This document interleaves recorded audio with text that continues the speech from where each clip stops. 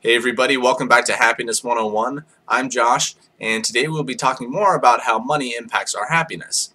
In the last video we talked about how poverty can impact us, as well as the confusion between life evaluation and emotional well-being, and I mentioned that there's little correlation between the two, and today we'll be talking more about why that's the case.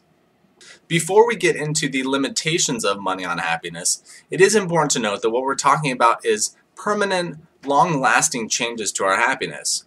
If we were to go from making $50,000 a year to $100,000 a year instantly, we would definitely derive a certain amount of satisfaction from that in terms of what we were able to buy or upgrade in our lives, etc. But that happiness is always short-lived, and here's why.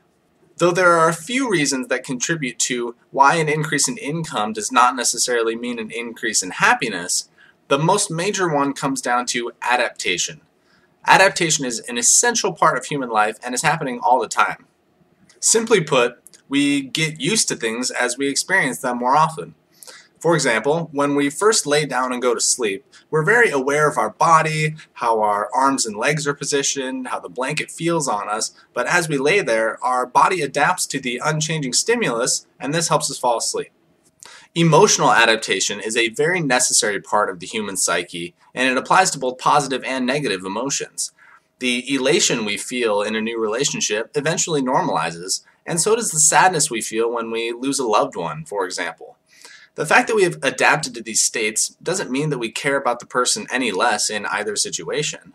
These extreme emotional states are hard on our bodies chemically and physically, and from a survival standpoint, it's simply not adaptive or efficient to maintain these states for a long period of time. Adaptation is a constant force and applies to all aspects of our daily lives. Given our example before, if we were to jump from $50,000 a year to $100,000 a year, we would find pleasure in buying new things, updating our wardrobe, maybe even finding a new place to live. But eventually we would adapt to our new life situation and things would normalize. This is a huge reason why we shouldn't depend on money to bring us long-term happiness. Regardless of how much we end up making, our emotional states will eventually level out.